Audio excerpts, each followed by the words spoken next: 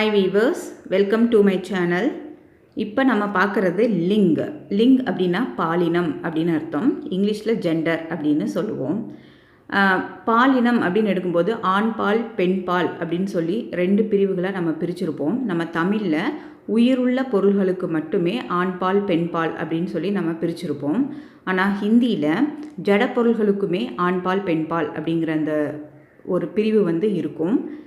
நம்ம போன வீடியோவில் பார்த்தது ஆண் மனிதர்களோட உறவு முறைகளில் ஆண் பால் பெண் பால் அப்படின்னு சொல்லி நம்ம பார்த்தோம். இந்த வீடியோவில் நம்ம பார்க்க போகிறது விலங்கினங்களும் பறவைகளுக்கும் ஆண் பால் பெண் பால் வார்த்தைகள் எப்படி வரும், அதை எப்படி உச்சரிக்கணும் அப்படின்னு சொல்லி நம்ம பார்க்க போகிறோம். இதுக்கு முன்னாடி இருக்க வீடியோவை நீங்கள் பார்க்கணும் அப்படின்னா அதோட லிங்க்கை இந்த வீடியோவோட டிஸ்கிரிப்ஷன் பாக்ஸில் கொடுத்துருக்கேன். அதில் போய் பார்த்தீங்கன்னா தெரியும்.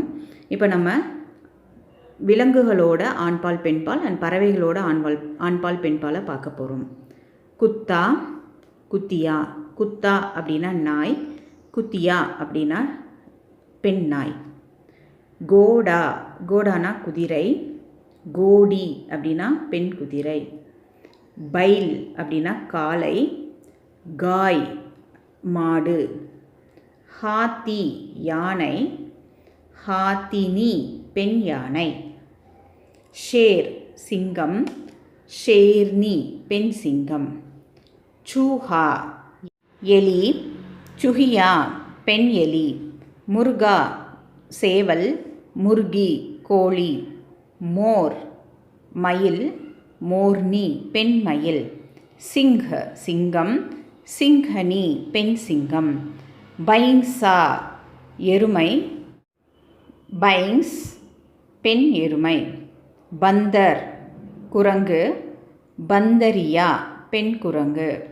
கதா கழுதை, கதி பெண் கழுதை. பிலாவ் பூனை, பில்லி பெண் பூனை.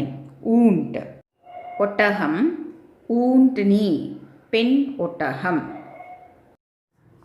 கௌவா காகம், மாதா கௌவா பெண் காகம்.